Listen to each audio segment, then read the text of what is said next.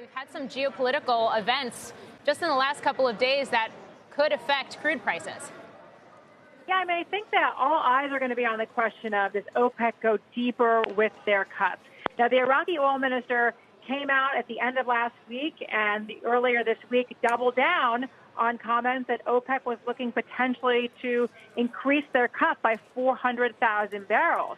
And that is leading to expectations that we could get a deeper cut. I think it also, though, is posing a challenge for OPEC because now this deeper cut scenario is becoming baked in. And if OPEC fails to deliver that deeper cut, if they just roll over the existing 1.2 million barrel a day production cut for, 6 months, that's going to be a disappointment. So I think they're working very hard right now to come out with something that satisfies the market and prevents a sell-off. Helima, I'm interested on your take on what the overall theme amongst some of the most high-profile OPEC members is there, particularly the Saudis, in terms of the level of support they feel they still have from the U.S. and U.S. allies, given some of the geopolitical things we've seen erupt over the last couple of months, whether that's involving Turkey and Syria or the Iranian attack on Saudi Arabia? No, I think that has been a big question mark, not only for Saudi Arabia, but for Kuwait, for the UAE, is what is the U.S. role in protecting our key allies in the Middle East? What is the U.S. role in protecting critical Gulf energy infrastructure? Do we still have the Carter Doctrine, which was the doctrine that the U.S. would protect these energy assets? And, President Trump has been really clear that a lot of the Middle Eastern oil is going to Asia, not to the United States. So he does not believe he needs to become as involved in protecting these interests as previous administrations would have been. The U.S. energy story, I think, is facilitating a U.S. repositioning of its role in the Middle East.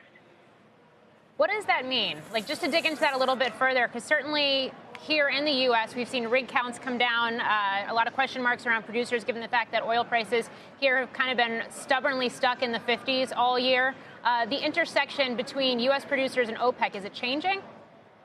No, I think that's an interesting question because I think the U.S. producers have been given a significant financial lifeline by OPEC, and President Trump has been very critical of the producer organization. He's been taking to social media, calling for them to put additional barrels on the market, and yet if you talk to OPEC officials, they say, look, we have helped out U.S. shale producers for providing this floor in terms of prices. Now, the geopolitical question is, again, for a lot of the OPEC countries is, if we get further attacks on, key allies in the Middle East, because I think there's a view that the Iranians are not done in terms of causing discontent and problems in the region because they want sanctions removed.